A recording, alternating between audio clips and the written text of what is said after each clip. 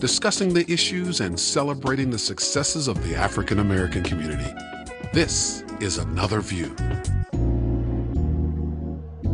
Hello everyone, I'm Barbara Hamley and welcome to Another View. It's an American success story, the rise of Michelle Obama from a first-generation college graduate to First Lady of the United States. And I'm sure Mrs. Obama faced some of the same challenges that our guests face in the quest for a degree. How do I pay for college? How do I deal with campus life? How do I handle the attitudes of those who say, you're not going to make it? Joining us to talk about what it's like to be first-generation college students and graduates are Lapraya McCoy, a first-generation student from Hampton University, and Makeda Escayg, first-generation college graduate from Claflin University. Welcome to Another View, ladies. Thanks so much for joining me. And I do want to say that we did invite a counselor from one of the local universities, but unfortunately at the last minute they were unable to attend. But that's okay, because you ladies have such incredible stories of success and of hardship, but you're making it now. Lapraya, let's start with you. What made you decide, first of all, to go to college? Was it encouragement from your immediate family, or what was it? It was definitely encouragement. It never was a decision as far as my mother was concerned. From day one, she let us know that, you know, as far as me and my sister, that you're going to school. Once you finish with high school, it really wasn't a decision that I had to make. It was more so just going for it. It was which one were you going to go to? Exactly. That was the only choice that I needed to make. Now, your mother was unable to go to college, is that right? She chose not to go to college. She had me when she was 17. My dad was 19. So her main focus was taking care of me. She kind of, you know, worked and focused on that aspect more so than school. But she did make a note of that mistake, and she made sure that she let me know that, you know, that's not what I want you to do. Okay. Okay. So growing up, you always heard about different schools. Did you start visiting schools? Did you? I didn't start visiting schools until my senior year in high school, but I did find out about Hampton University. I did want to stay close to home to make sure I was close to my family. I'm a very family-oriented person, so I wasn't ready to leave home yet, so I decided to stay and go to Hampton University, and they had journalism, which is my major. So, now, when you made the decision that you were going to go to college and you started the process, were the rest of your family members supportive? Yes, they were very supportive, very supportive. Any type of financial help that I needed, I was supplied with, and they helped me with any questions I had and things of that nature. So. Okay. Okay. Makeda, what's your story? My story, my parents they presented the question to me, do you want to go to college? But like she said, it really wasn't a question. It was like, let's ask you, but you're going to go ahead and go. So I was really blessed in that department. My parents are so supportive. They actually took me on a college tour themselves, us three. We went on the road. From Ohio on down to Florida, we visited about 8 HBCUs and 2 other traditionally white institutions. And I had interviews with them. I had my little checklist, like how's the dorm life, how's the social life, and I actually narrowed it down to about 3, and then I applied for some scholarships, and I got into Claflin in the Honors College. Now, was it difficult, or what was your parents' attitude? I know they wanted you to go, but was it more of a reflection because they did not go? I think that it possibly was. They never brought it up like, oh, I regret this, and that. I think once I got into college, that kind of came up because they were both in the military when they met. And Mom went to nursing school. She's an LPN nurse. And my dad went into the blue-collar industry, machinist. So it was kind of like I wish I had taken that opportunity in the military, but it wasn't like a deep regret. And that wasn't the motivation that you have to go to college. But, yeah. What did you both know, and one of you can answer this, or both of you can answer this, but was there a difference because you didn't have other people in your family who could kind of guide you in terms of the process of getting into college? Was that an issue for you?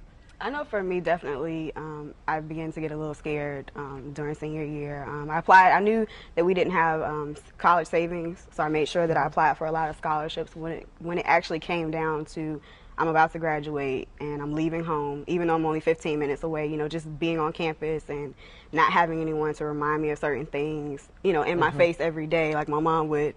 I did begin to get a little scared, and then I felt that they wouldn't be able to tell me certain scenarios and things that can just happen in different experiences that you have in college. I just felt that they wouldn't be able to give me firsthand experience advice on that. Can you give me an example of something like that you would think of? let's say, for example, you're in your dorm, you have your friends there with you, you're staying up late, you have a test tomorrow. I felt like they can't really explain to me how it is to be in that type of atmosphere and still have to perform. Or, Gotcha. you know, you have class the next morning, you stayed up all night, and you need to make the decision of getting up and going to class or, you know, staying in bed because you don't have anyone telling you that you have to get up. Your parents can tell you that, but they're not physically there to make you go. So just things like that. And even applying for scholarships, and it's just the list is really endless. So I just felt that, you know, they had the support, but they couldn't really give me the... Makeda, I see you shaking your head, nodding in agreement. You went through the same thing? Yeah, it was a journey for all three of us because they hadn't gone to an institution of higher education. And it was like, while I'm looking for scholarships, my mom's learning how to look for scholarships. And while I'm checking out and interviewing admissions counselors, she's sitting right there on the phone, on speakerphone, like, okay, well, ask them this too because I'm interested in this. So it was kind of a journey for all three of us, and it was beneficial for my younger cousins and other family members because all the knowledge that I got from going through that and never having anybody else before me go through it, I got to tell them, okay, well, this is what you need to look out for, kind of build them a map for when they're ready. So you became the lead and the role model at that point. Did anyone in either of your families discourage you or think, you know, you're going to be too big? You know, who do you think you are, kind of an attitude? No. Not at all. That's good. I can say that I feared that for myself. I feared that, you know, it would come to a point where there's this big difference as far as the career path and things like that. But I came to see that that doesn't really matter. You know, if you have the support, you have the support. Someone doesn't have to actually go through what you went through to be there for you and to help you and give you, you know, the advice that you need. So expound on that a little bit, though, in terms of what you were feeling. Did you feel like you might be growing away from your family? Definitely. I felt that I would grow away from them, just in the sense that as far as financially, the struggles maybe that because you will have an opportunity to make more money and to go into a profession and just be in different atmospheres or environments, I should say, and just dealing with that. I felt that, you know, when I come home or if I talk about it, since they haven't experienced that it would be different. Me and my mom had this conversation all the time. You know, I expressed to her, you know, how I felt about it, and you know, she always let me know, you know, money does change your environment and your atmosphere, but it doesn't change that much. Right. So, and it shouldn't change you as a person. Exactly. You know, that's the other thing. You were talking to me about some of the pressures that you felt, though, from being the first. Talk to us about that. Well, I don't feel pressure on myself. It's kind of like when I went to college, and I went through college and going through all the steps that I go through, every time I would come back, my aunts and uncles would be like, oh, look at your big cousin, look what she's doing. And they kind of lifted me up, which is a blessing to be lifted up and praised in your family. But then it's like, well, what if Brianna doesn't want to follow me? Or what if Kenny Jr. doesn't want to go to college? And it's kind of, it became a pressure for them more so for me. Like, I'm glad to be, you know, lifted up and everything, but I kind of worry about them because what if they don't want to do what I do? So the pressure is in that sense more so. So do they feel resentful? My little cousins? Your cousins, have you talked to them about it? I haven't heard any expressions of resentment. They look up to me and they kind of listen to their parents like, yeah, I want to get the A's and I want to go to college and I want to join the sororities and stuff like that. But I haven't heard any negative comments. I do kind of feel a little distance between me and my older cousins because there's a whole fleet of older cousins that went on and did and had their experiences in life, and it's not the same as mine. So when we have the family reunions and I go back and I kind of feel that little iciness, but it's not, for the younger ones, it's kind of like, oh, Makeda, you know, that type of thing. So if you were talking to other first-generation graduates, what would you tell them in terms of how to handle that family dynamic? I would say keep yourself grounded because, you know, the high praise and being the golden child in the family can go to your head, but still remember to reach back and help them. And if someone doesn't want to follow you, tell them, okay, well, here's the other options. If you decide to go to college, this is what you should do. You know, just kind of be that extra voice of support since you actually had the experience. And growing up, both of you, were you around your friends, and did their parents go to college? Or were pretty much all of your friends pretty much in the same boat in terms of their parents didn't go either, and so all of you were kind of going together?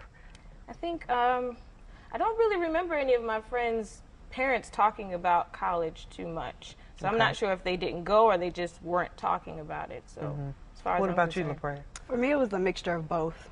Some of my friends' parents did go to college, and so they had, you know, the careers and things like that, and then others didn't. So I had a pretty good mixture. When your parents and your relatives come to functions on campus and so forth, are they? I know they're proud of you. You have to be very proud of you. But is there any kind of feeling of are they ever uncomfortable? Do you think, or they look at it as an excitement? My mother is so cute. Like when my graduation from undergrad happened, and me and my sorority sister were doing our calls, and she was just so lit up, and she's like, do it again, do it again. She's so into the college experience. So is my father. They really love it. It's almost as if they were living it through you. That's fantastic. What about people on campus? Did it matter once you started getting into your friends and getting into, you know, your classes and so forth? Did the issue ever come up that, oh, I'm a first generation graduate, or my family has never been? That was never an issue. Never came up. Neither one. I'd say that you realize that there are a lot of people that are in the same boat as you are. A lot of people. Did you guys take advantage of any of the services that they offer on campus, the counseling and things of that sort during that time? Career counseling and stuff, yeah. Well, I never knew that there was a first generation any type of support, because I probably would have taken advantage of that. But definitely going to the Career Services Center and doing the extracurricular stuff and doing the clubs and going to the sporting events, I really drowned myself in the college experience. So, What was it about your experiences that, besides your mother's, your immediate family, that drove you all to go to school? And why do you think so many kids don't grab that fire and take off? I think possibly not people being afraid. That's why they don't go off, because my experience, I grew up in Cleveland, Ohio, and I went to South Carolina for school. I said that if I was going to go somewhere, I was going to go somewhere far enough away to where I would grow up. I'd be forced to grow up, because my parents loved them to death, but if I had stayed, I would have still been the baby, because I grew up an only child in the house. Even though I have siblings, I was the only one there. So I made the decision to force myself to grow up and be on my own and pay the bills and get up and go to class and, you know, not have mom banging on the bedroom wall like, you need to go, you know, so. What about you, Lapraya? For me, it never was a choice. Like I said, it was kind of like I already knew that was my next step once I was finished with high school. So like I said, it was more so just, you know, what do I want to study? And that kind of happened right before I went off to college. So I was fine as far as, you know, what major I wanted to pursue and things like that. Do you have younger siblings? Yes. So what are you telling them? I talked to her to try to, my sister, she's a sophomore at Granby, so I talked to her about, you know. Because it's time for her to start looking. Definitely. She's trying to figure out what she thinks she would want to study once she goes to school. So it's definitely in her plans to go to school. We're both pretty much on that same track when it comes to that. Are you encouraging her to go to Hampton? I tell her to, you know, I think my sister would probably want to go away from home. I didn't want to go away from home. Okay, gotcha. So I definitely think she would want to branch off and see what else is out there. Now, Makeda, you're working on your master's degree. Yes, I am. And you're at Regent University, which is totally different from Claflin University. Yes, it is. Yes, Can you talk some about the cultural differences and how you're adjusting, and how is your family adjusting to your taking the next step? Well, they're extremely proud of me to go to the master's. I mean, graduating and getting the bachelor's was huge, so actually going on to the next step is like, oh, that's another hurdle the younger cousins have to go and jump. But the cultural difference from Regent and the black school I went to, the HBCU, excuse me, that's the correct term, it's different because I actually grew up in a predominantly white Catholic education from like 2nd grade to 12th grade. So when I went to the black school, I was like, okay, yay, I'm in the black school. And then I came back out and went to Regent. So it was kind of had to get reacclimated to that kind of atmosphere. And I kind of expected coming out of HBCU that the black community would be more warming at Regent, and it was not that way. So I had to remind myself, okay, they're not used to the run up and give you a hug, like, hey, how you doing, type of thing. So that is special at the HBCU. That is different from others.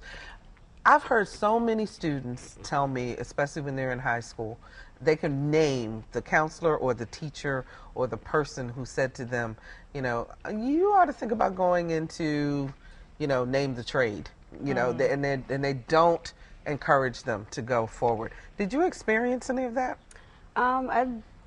didn't necessarily experience the you should go into this particular trade, but there was one particular teacher that stood out that stuck with me, and even to this day, I still think of her when I think about all my accomplishments, because she really like praised me and, you know, made sure that I knew that I was on the right track. So she was encouraging to you. So you didn't have anybody. That started in elementary school. So. Ah, okay, okay. So you've been very lucky. You've always had somebody along the way to tell you. I've always had a support base, good advisors, good counselors. Especially when I was starting to look into college and high school, I had really good counselors who knew my financial situation and made sure that I knew about all the scholarships out there. So I've always had like that group of people who knew I was serious about what I was trying to accomplish and who made sure that whatever I needed along the way I had it. You had that. Makeda, did you ever have anybody, or did you know of any of your friends who had teachers or counselors who...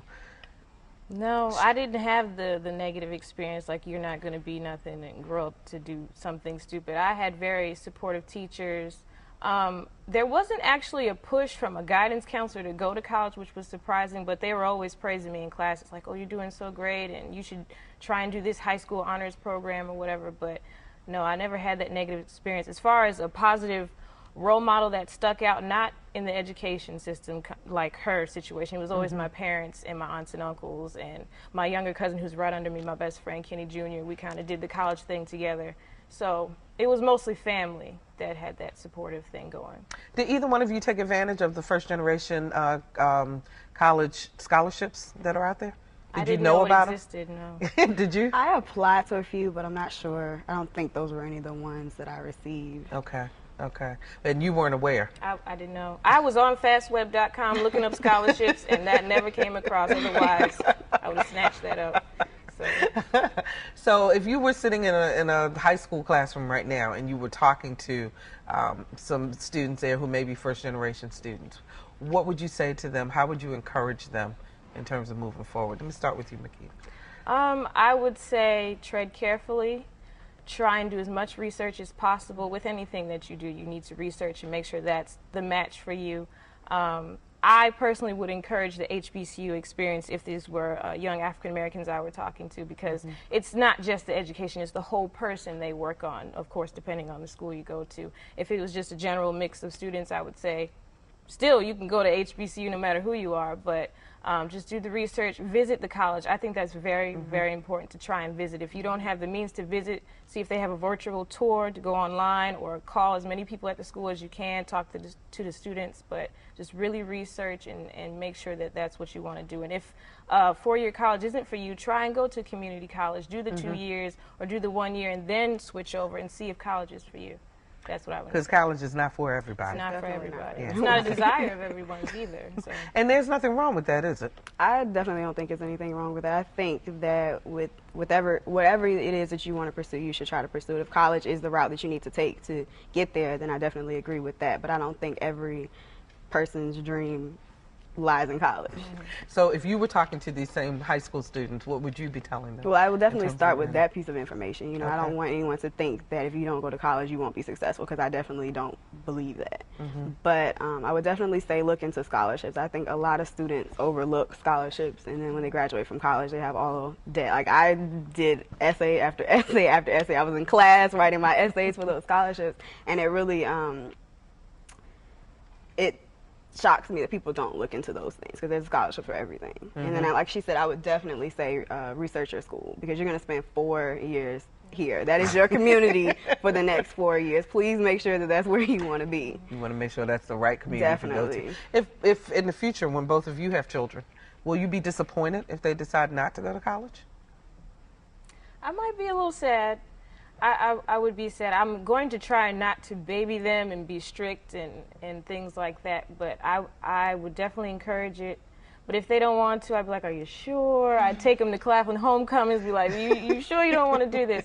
But I would give them as much love and support as my parents gave me, no matter if they want to sew clothes or ride or drive the bus or go to college. It doesn't matter. What about you, Lapraya? I would say I would push college, but I would also look into see what their interests are and what route they have planned out. As long as they have a passion and some type of plan, I would make sure I support the plan, but hopefully we can squeeze college in there too. Now, you're getting ready to graduate next year, right? And are there plans for graduate school? I'm starting to feel like I'm obligated to take that next step. At first, it was like, I'm done. I don't want to do school anymore. But now I'm starting to think, I want to set the bar a little higher, so my kids can say, okay, well, maybe I'll go for. Is that the reason? Or are you finding it economically, or what's the reason for that? It's definitely not economically. I think with any job, as long as you push yourself and you work hard, I know education does help, but I think that you're liable to make the money. The money's going to come as long as you're good at what you do and you work hard. But I think more so right now in my mind, it's just taking it to that next level. And that's why I'm still kind of contemplating. I'm not really sure if that's a good enough reason to do it, but I definitely think that I kind of just want to set the bar a little higher. Now, you're about to graduate. Tell us about your graduation experience. What did that feel like at Claflin? Oh, it was, I actually thought I would cry, but I didn't. It was a joyous occasion. Were you graduating for everybody in your family? My entire family came down. They didn't even tell me. They surprised me.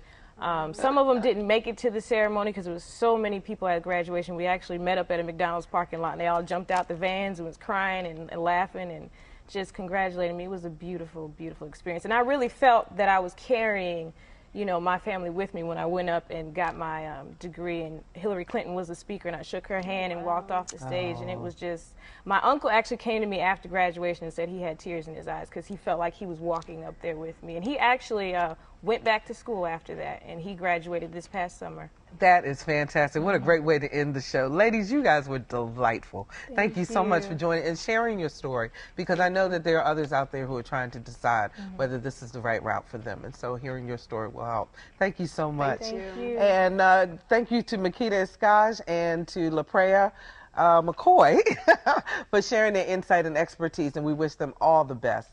Up next, a story about young people honing their talents on stage. But first, let's take a look at some happenings in Hampton Roads.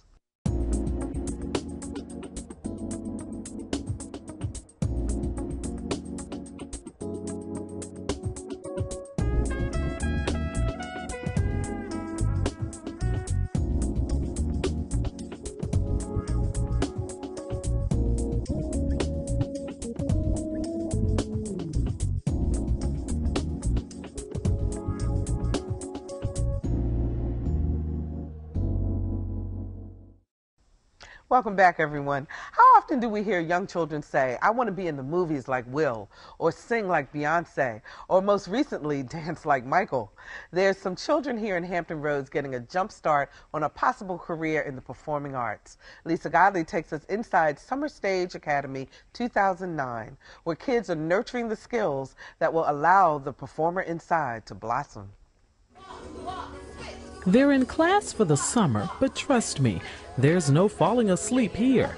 Not when your assignment is to master the moves of the zombies in Thriller.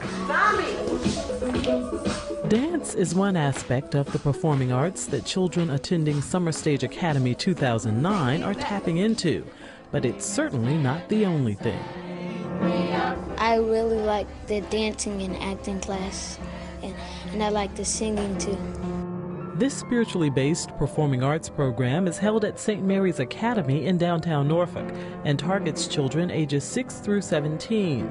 The 10-week session is all day from 8:30 in the morning until 5 in the evening and offers its students the total theatrical experience. When I play this, what is that? Triad. Okay. What kind of scale is this? We get into arranging, composing, producing, and what I'm trying to achieve with them is get them out of just getting the keyboards and making the beats. We're trying to, we get them with the scales, learning how to read music, or just getting into some of the basic theory of it. The students got to put some of their training to the test when they were asked to write the lyrics to this song. We are free. We wrote it because we have a black president, Barack Obama, and it's just our way of saying that we're glad that he's our current president. We've come a long way. While some of the children, like Raven, are no stranger to singing and performing, for others this is brand new. But to watch them, you'd never know it. It's about teaching the community how to grasp whatever passion is within them, whether it be music, whether it be dance, whether it be singing, whether it be acting, and grabbing onto that and expressing it as much as they can. Because pure creativity. Artistic director Eugene Williams says acting comes naturally to most children. The hard part is getting them to calm down and come out of the scene and come out of character when it's time to sit and take a little bit of direction. Right now, the children are perfecting 5 scenes that will be woven into a much larger theatrical production titled Holy Spirit High. The Holy Ghost Spirit, we all do! It's about kids trying to stop their school from closing down. But Holy Spirit High isn't just any school, it's a performing arts school. Nice. Very good. Very nice. Very good. This talented group of performers will get to show off all they've learned this summer when they perform Holy Spirit High at the Chrysler Museum on August 22nd. For Another View, I'm Lisa Godwin.